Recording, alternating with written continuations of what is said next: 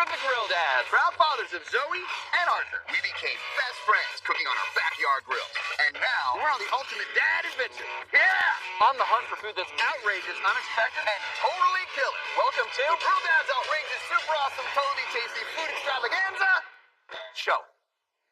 Too much. Yeah, absolutely. We are the Grill Dads. Tonight, it's all about really out there food that just plain tastes great. Like a pan-roasted chorizo sausage mixed into a stunning seafood paella. There's a pretty good likelihood this is going to taste all right. And some succulent, savory chicken steamed up in adorable Chinese bao buns. The best chicken bao you've ever had. Yeah, and it looks like a chicken. But first, some over-the-top fried chicken wings made Hungarian style. And an ice cream burrito so unbelievable, it's like science fiction. We're here at Seattle's Capitol Hill, a mystical street food restaurant where there's a former video game designer who took a tour around the world and now is bringing unexpected flavors to well-known dishes. like the Hungarian paprikash jumbo chicken wings, a traditional Hungarian stew served up in a way we can all get behind.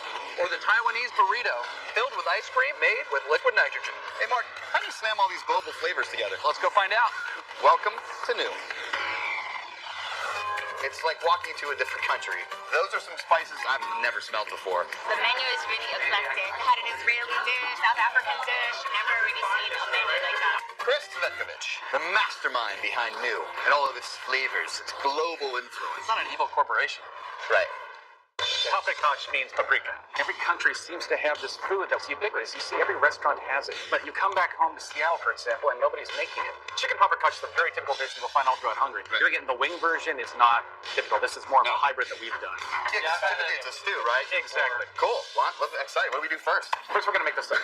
Start with some butter, onions, and we're basically just sweating them. These are three different paprikas that I'm adding here. It's the sweet, the hot, and the smoked. My 3-year-old son Arthur doesn't like spice, so I find like that smoke is kind of perfect. You want that That's richness true. without the heat. Black pepper, dried dill, granulated garlic, and sour cream. That's gonna cut some of that paprika spice. Exactly. Gonna add a little bit of salt to it as well. Lemon juice. Gonna add a little bit of vinegar powder. Vinegar powder. That's not one I use much of. Super concentrated vinegar flavor, but you don't have to worry about the extra liquid potentially breaking the sauce or watering it down. Finally, we're gonna add some roasted poblano peppers. Now that kind of pepper doesn't add tons of heat. It's like kind of a mild pepper, actually. That's Hungarian paprikash, but a la New. So we're gonna dredge the wings. Just a flour cornstarch mix, ice water, flour cornstarch mix. Everything you're doing at this stage is for crispiness. Why cornstarch? Crispiness. Why ice water? Crispiness. Well, why flour? Crispiness. Can you say anything other than crispiness? Wings are done. What's the temperature on the oil? 375. We're gonna be in there for about 7 minutes. It's rolling pretty good in there. These are done. Woo! And now we're just gonna cut them here at the joint. I love how you guys go super light on the sauce too. Fried onions, fresh and dried dill on there as well. These are the jumbo Hungarian paprikash chicken wings. Whoa!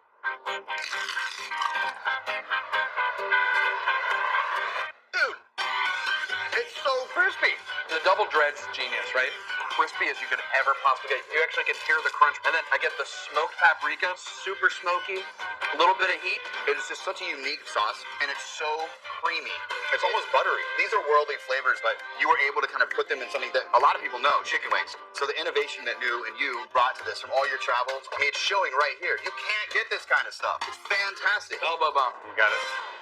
What's next? Take you to Taiwan. Wait, are you really taking us to Taiwan? No, I'm not. You're lucky if you get dessert at this point. Okay. See? It's going to be a traditional street dessert they do there. The ice cream sandwich, but done as a roll. I call it the burrito because it looks like a burrito and it's cold. It's a burrito. Exactly. We're going to make the peanut ice cream. It's going to start with heavy cream, sweetened condensed milk. We're going to add peanut satay.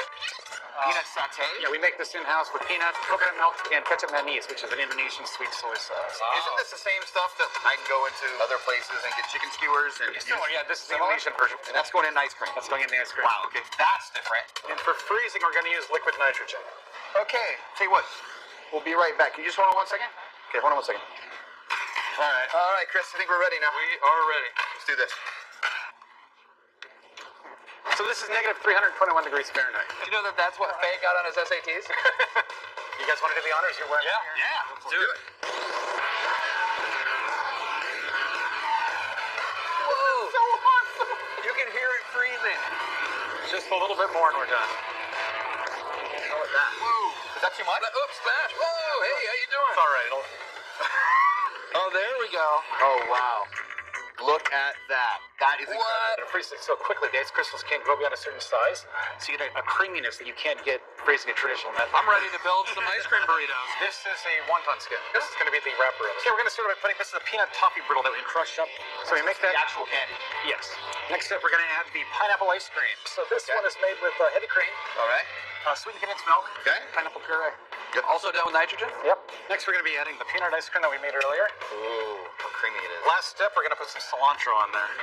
Wait a second. Cilantro. You're putting fresh herbs in with the ice cream? Absolutely, we are. That's the cool thing about the foods from around the world is they sometimes blur the lines between how ingredients are used and how we expect them to be used. Right. And it frickin' works. And the last thing we're going to do is we're going to roll this up into the burrito form.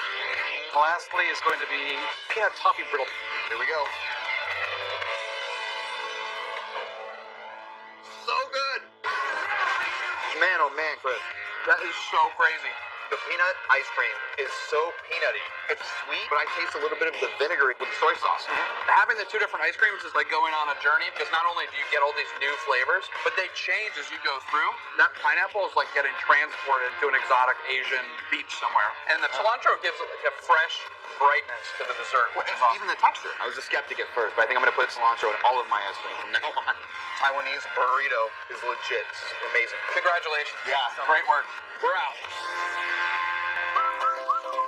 Stay tuned for more deliciousness. After these messages.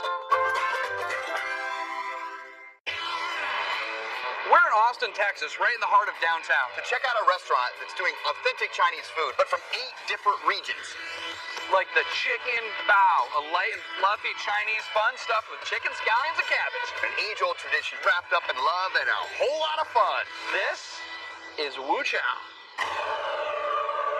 We're going to Wu Chow for one thing. The best chicken bao you've ever had. Yeah, and it looks like a chicken. It's bun time, my friend. It's one of my favorite spots in Austin. It's always fun. It's always a good time. Extremely fresh. There is no better place to come get authentic Chinese food. CK, one of the owners of the joint, wanted to bring traditional Chinese food to Austin, and he had to hire and find the best. And honestly, that is Chef Ling to a T. Ling is all business. She is about precision, quality. I seriously bet she's made 100,000 bao. Oh, easily. But let's talk about bao, like what it is. It's a name for a family of foods that are kind of wrapped.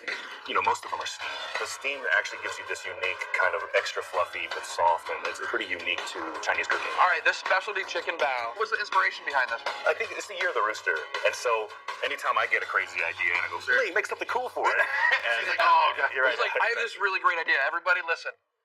I'm gonna ask Ling to do something cool. Exactly, and it works every time. All right, Chef, what are we going to do first? So we need to start with the dough. The bao is a little bit sweet, so Yeah. of course we need to put some sugar on it. Straight up white sugar? Yes. Okay. Baking powder. And a little bit of yeast to mix it very well. Make it super fluffy. A little bit of water. This is all feel of like years and years of doing this. All Chinese people can tell when they bite it, they can tell how much you massage them. Really? Yep. What a tough bite. I was gonna say, man. Do they like come back in the kitchen, take a bite, and decide whether they're gonna eat there or not? Oh my god! And we're gonna let this sit and proof in room temperature. Yep. Okay? What are these bowls of flour for? The rooster combs, the rooster eyes, and the rooster beak. Colored dough is the same like a white dough, but just adding a But just different adding some color. color. So red, I use the beet powder. Oh, so all natural. Yep. Green tea powder. Green tea, is this matcha? Yep. Wow! Carrot juice. Carrot Yes. juice? Yes. Okay. All right, these are our components. They're gonna make our chicken bao. What are we gonna do now? The chicken bao filling. A little bit of salt. All right. Is that a little sugar? Yes. And a This wine. is white pepper? Mm-hmm. Okay. That's a constant. So this cornstarch, when the bao is cooking, will actually become a binder and make a nice filling that stays together and doesn't all fall apart when you bite into it. Yes. Ginger, shiitake mushroom, Shiitake mushrooms. onions, and cilantros. and Napa carrots. cabbage. Yes. Ooh, that's gonna have a nice crunch. That's gonna be awesome. See, they come out very healthy, Yeah. and fresh. And just finish it off with your homemade shallot oil. Do you cook the shallots in that oil and then just strain out the shallots? The ginger and the shallot oil smells so good. Okay, that's stuff ready. Okay, so that's it. All right, so we're gonna get some dough, roll it out, cut it, stuff it. Yep. So we cut in the middle. Make it a little easier to work with. So we cut it. So this is the body of the chicken. Yes. They have a lot of air in So there. you're taking the air out of them by doing Yeah, like try. pushing them in. Yeah. So we have our little bow balls.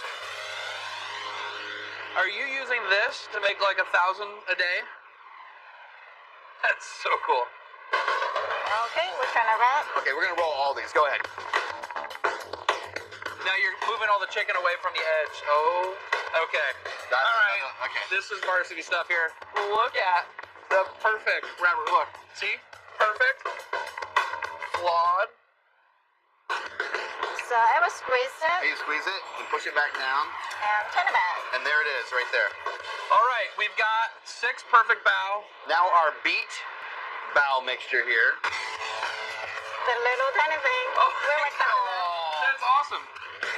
To make the crown of the chicken's head. That's so cool. 3 of them together. So awesome. We go green. Go green. So that's how we make the. Eyeballs. Oh, are those sesame seeds? Yes. Toasted sesame seeds. Look at this poor guy. You are the bow decorating master. I'm definitely inspired to do fun designs with the dumplings at home. So right now we're going to steam that for 10 minutes. There we go. Oh, All right. The chicken bow is so beautiful. I don't want to wreck it. It's okay. It's All right, okay, I'll do There's it. more. I'll eat it. All right, I'll that's eat it. You talked me into it. I'm going face. I'm right in the face. It's so good. The dough is insane. It's fluffy, it's sweet, chewy, but firm. It's everything you want out of a bow. You have the texture with the shiitakes, the meats, the chicken thigh, Napa cabbage. You got a crunch in there. You've got the onions in there. This is a great traditional flavor I love. And honestly, it's super fun to eat. The ginger, the soy, the scallion oil, you get this super familiar Asian bow taste, but it's just a little bit of a unique twist with that oil. It is a work of art, but this is also the best tasting chicken bow. Wait, I have a surprise for you guys. All right, what is the surprise? Yes! We have the first Fei Bao. Are you kidding me? That is so awesome. I don't know how I feel about eating myself. I do. That's the chicken ones. Yeah, but you know what? Another chicken one. I'm fine with that. It's Thank really you so cool. much. Yes. The best. I'm going to keep eating. Coming up, More delicious food.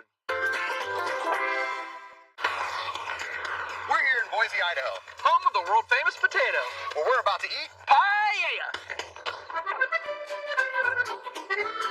Paella is a traditional Spanish saffron rice dish with chicken, chorizo, and seafood. You might not know this, because Faye definitely didn't, but Boise is actually home to the highest concentration of Basque people outside of Spain, Basque is in northern Spain. right at the border of southern France, And for 10 years, Tony and Sarah have been serving up their paella every week. where 200 guests line up outside until it runs out. And sometimes it runs out in as little as 20 minutes. How exactly do you cook food for an entire community in one dish? No idea, Mark, but I can't wait to find out. Welcome to the Basque Market. I come here because I know the paella is always going to be good. Great mix of seafood, chorizos. I'm a sausage kind of guy. I like that kind of stuff, and it's super flavorful. And the color is gorgeous. Wow. That's large. Yes. And I'm sure you just like run down the street to buy this, right? Like they just have them all stocked up there. So what we do is we order the pans and the actual burners from Spain. They're shipped over to us. Let's get started making a gigantic pan of paella. Sounds good. Whoa! You're not going for crazy fire. No, You're just going for even. Yep. Even heat. What's first? So we cook these onions for about 35 minutes, just trying to get as much flavor out of them as we can. Low and slow. Low and slow. If you know any Basques, we're not real fast. So you're just taking your time. Just I wasn't gonna say low anything. and slow. All right, sorry. I think we're ready for our next ingredients, the chorizo. Pork chorizo? They are. So we use two kinds of chorizo in our paellas. Ones that are more on the red side have a little more vinegar taste to them, okay. and they're denser, different texture. Well, it smells fantastic. That's for sure. Paella? What's the word mean? So paella is the food that's made inside this dish. This is a paella, Paella? Okay. paella, Paella? and the person that's making it right now would be Mark.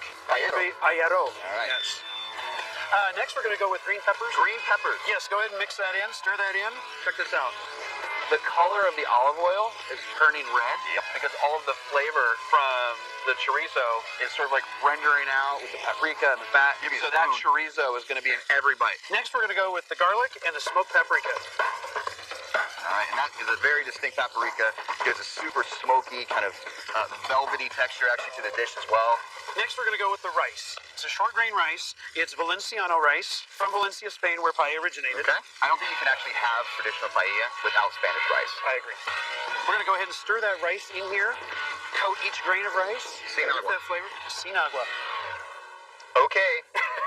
Trust me, that oil on each grain will help our rice in its cooking. Got you, because this type of rice actually can take on a lot of moisture, so you don't want to do it too quickly. Exactly. The rice is going to cook in like this for about 30 minutes. All right, so we still have to wait more. It's not fast food, it's good food. And then we're going to start adding a little fast white wine that we use, just something light and crisp to kind of deglaze the pan. Oh, that smells so incredibly good. All right, so we are ready for our chicken broth with saffron. Why'd you put the saffron in the stock instead of sprinkling the saffron into the dish? If we sprinkle it on, someone might get too much saffron, and the next 2 or 3 have no saffron flavor, that color. Because you get that earthy sweetness with a little bit of bitterness. I love The saffron. most familiar smell of Spain to me is saffron. Yeah, I'm going to just go through and very gently drag the bottom because the rice is down there and I pour the liquid on top, and the grains of rice on the bottom aren't going to get any of that liquid. Give some love. But I'm not stirring You're actually not and, stirring it. and disrupting the starch. I'm going to do one relocation, and then I just leave this alone for about 20 minutes. You also want to kind of get a crust on all of the rice underneath, right? Yeah, so that's called the sacrat. That's my favorite part. We've got this chorizo floating in saffron chicken stock Yes. with chorizo flavored oil. Yes. Pretty good likelihood this is going to taste all right. We'll be right back. You guys have just enough time to grab some popcorn. Actually, we can't tell people to leave during the commercials. All right, sorry. Sit there. We're here in Boise, Idaho at Basque Market. Where Chef Tony's dishing up his famous paella, Basque style. So what's next? Next, we're going with the shrimp. Are they just kind of like sticking the tails out a little bit? Yeah. Tony, why are we making this like ring? Can't we just throw the shrimp in? So this forces me to keep everything spread out evenly. So that way, hopefully, when we are done and we're getting the scoop, you're getting one of everything. They're all just hanging out in like a pool. Yes. Paella pool. All right. So the next ingredient are the clams and the mussels. The broth, it's going through the shells, hitting the mussels and clams, and it's going to help get that flavor out into all the paella. Exactly. Next, we're going on to chicken. So the chicken, we like thighs. We love thighs. We've taken olive oil, garlic, smoked paprika, and we bake it. And then when it comes out of the oven, we rip it off the bone, and we've got paella chicken. Next, we're going with the green beans. Green beans. Straight up green beans. Straight up roasted red peppers. Roasted red peppers. We have one last item, Okay. the lemons. We like the color. A lot of people like the lemon with their seafood. Squeeze it on there with that. This is one of the most appetizing, beautiful things I've ever seen. Gorgeous. Black, red, green, yellow, and all so vibrant. This to me is just symbolic of Spain. You know, the colors in Spain are incredible. The people are incredible. If you haven't been there, you can maybe get a little bit about what it's like by eating this in Boise, Idaho. Gorgeous. Eat me, Mom. Eat me. All right, I'm going in. The memory of being in Spain just came back right now. The texture of the rice is perfect. It's like risotto on steroids. And the saffron, it's a little sweet, a little bitter. But what you did by putting it in the stock, I think that's a genius move on your part. Thank you. Everyone's going to get a taste of it, but it's not going to be overbearing. I just got a piece of the clam as well. It's such a buttery kind of flavor in there. Steak and lobster, whatever. That's surf and turf right there. Chorizo and mussel. Just enough. Thanks, Mark.